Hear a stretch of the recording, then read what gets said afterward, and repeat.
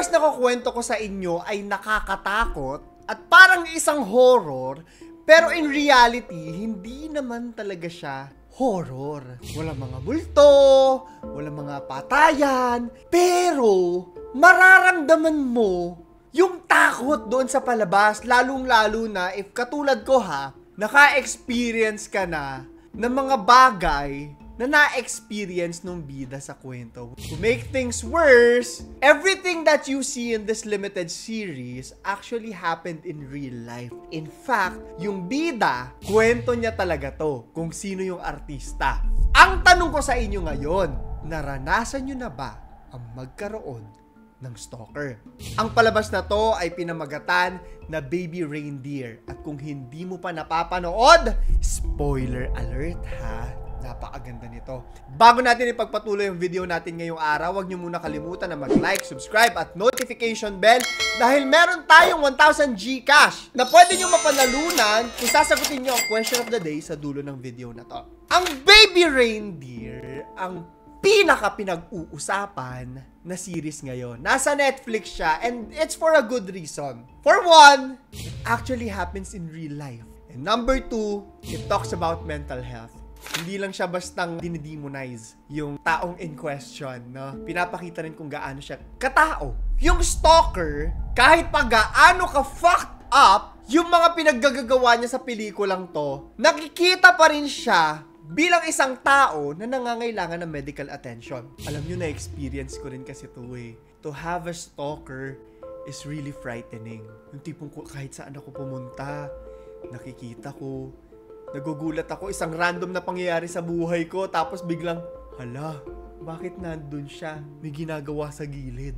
So, bago natin umpisahan, no? If you know someone who needs help, or if nakikita nyo rin sa sarili nyo na may mga patterns kayo ng pagiging isang stalker, please seek medical attention. Professional medical attention. Umpisahan na natin yung kwento ngayon.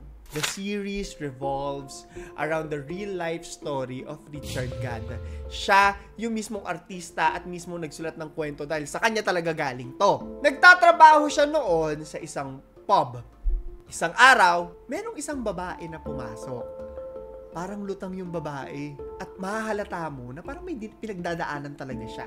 Siguro, etong si Richard o Donnie dito sa palabas, naging empathetic siya, naawa siya, so kinausap niya, binigyan niya ng kabaitan.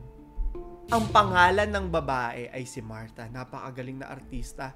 Sa kanya, ko naramdaman yung lahat ng range ng emosyon dahil sa palabas na yan. Napakahusay. Akala mo siya talaga yung, ganun talaga siya sa totoong buhay. Simula pa lang nung pag-uusap nila na yon, siguro dahil nga din sa kagandahan na loob na pinakita ng bida, unti-unting nahumaling or nalaglag yung loob nitong si Martha dito kay Donnie. Andyan na yung araw-araw nang pumupunta sa pub para makipag-usap si Martha kay Donnie.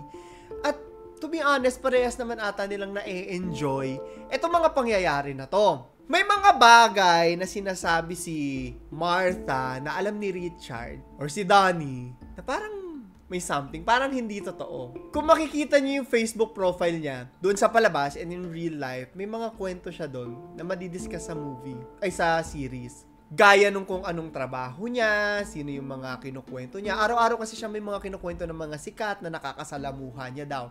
So, enjoy na lang ni Donnie to. Okay, sige, pakinggan natin, kwentuhan lang naman.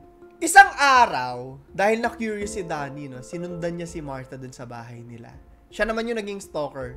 Nakita niya na itong bahay ni Martha, no, magulo, kung ano-ano nangyayari, at malayo doon sa kwento ni Martha kay Donnie na parang sobrang yaman, lawyer, etc., etc. Dito na mag-uumpisa na maging weird at nakakatakot si Martha.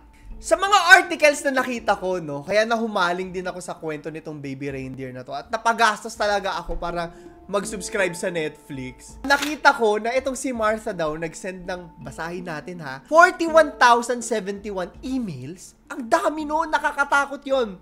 350 hours ng voicemail, Grabe. 106 pages ng letters at may mga regalo pang binigay sa kanya kagaya ng mga sleeping pills, hat, boxer shorts at laruan. Yung laruan na yon, yung title ng palabas, binigyan siya ng isang laruan na reindeer which is base daw sa favorite na childhood toy ni Martha. So yung tinawag sa kanya, baby reindeer. Ito na yung point na aware na si Donnie na may mali. Etong next na part na to, yung pinaka nakakairita, pinaka nakakabuiset, and to be honest, I don't think na may magiging kasing lala yung mga nangyari if this never happened. Pinakita niya kasi mga emails at mga text dun sa mga friends niya. Itong kaibigan niya ni-replyan na para bang gusto yung mga mini-message ni Martha as a joke. Wala lang naman daw. Busit na busit ako nung napanood ko talaga to, and I'm sure lahat na nakanood dito nabubuisit doon sa lalaking yon, si Darren. Dahil dito, no, dahil inisip ni Martha na parang gusto siya, dito na medyo naging aggressive itong si Martha. Makita natin itong video na to. Talagang nanghihingi na siya, nagde-demand na siya ng mga kasagutan, may nararamdaman ka ba sa akin, ganyan mga bagay. Siyempre, itong si Donnie, nagle-lay down din siya ng boundaries. May mga eksena rin kasi sa palabas kung saan sumusobra si Martha at may ginawa siya. Sabihin na lang natin, nagpababa sa pagkatao ni Donnie. May isang nakakatakot na parte dito kung saan sinabi ni Donnie na wag mo na akong lalapitan, lumayo ka sa akin, nakakatakot ka na.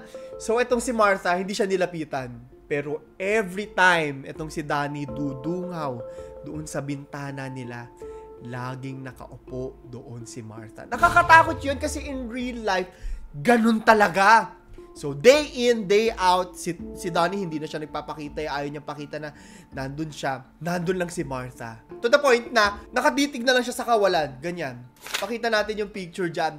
Nakatitig na lang siya sa kawalan. Ito rin kasi yung mali ni Donnie. Nakikita ko, medyo affected din ako. Pinagbibigyan niya pa, talagang gusto niya rin yung affection ata ni yan yung mga dinidiscuss din dun sa palabas, gusto niya rin yung affection ni Martha, naaawa pa siya, when in fact siya na yung naaargabyado talaga. So nilapitan niya at tinanong niya, bakit ka laging nandito? Alam niyo yung sagot ni Martha, sabi niya, kapitbahay mo kasi yung friend ko, lagi ko lang pinupuntahan. Which is alam naman natin na palusot niya lang talaga, di ba? Ito na yung part na medyo mas nakakatakot na. Si Donnie kasi, na-in-love siya sa isang trans woman. Napakabait na babae. I think perfect si Terry para kay Donnie, not the other way around. Ang nakakatakot na parte dito is, doon sa palabas, aabangan mo yung pagkikita ni Martha at saka ni Terry. Iisipin mo, ano kaya yung mangyayari pag nalaman ni Martha na may girlfriend itong si Donnie? Isang araw, may tong si Donnie, nag-perform siya ng stand-up comedy. Comedian din kasi siya, bukod dun sa trabaho niya. Yun talaga yung gusto niya ipaglaban sa buhay niya. Yung pag-stand-up comedy.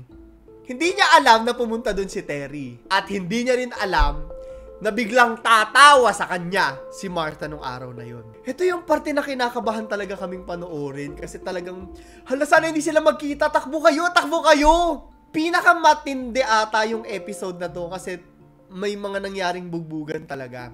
At ine-expect ko na marami pang mas malala na mangyayari. Dudugtungan natin tong video natin to ngayong araw Pero hindi pa kasi dito nagtatapos ang lahat. Habang nagre-research ka sa katotohanan, malalaman mo kung sino ba talaga yung totoong Martha sa totoong buhay at lumalabas yung mga emails, yung mga text, pinag-uusapan ng mga tao. Diyan ngayon tayo pupunta para sa next video. So, i-like nyo to Kung gusto nyo na dugtungan natin to, i-like nyo yung video na to at mag-notification bell kayo. Ano yung magiging reaction nila sa isa't isa pagkatapos lumabas ng baby reindeer? Yan ang gusto kong malaman. Sana nag-enjoy kayo sa video natin ngayong araw. Napakaganda talaga ng series na to. 100% siya sa Rotten Tomatoes. And miski ako talaga, dalang-dala sa palabas na to. Nasa Netflix siya kung gusto nyong panoorin. Anyways, para sa question of the day natin. Naranasan nyo na ba yung magkaroon kayo ng stalker para sa 1,000 Gcash giveaway? Or baligtarin din natin yung tanong, naranasan mo na ba maging stalker?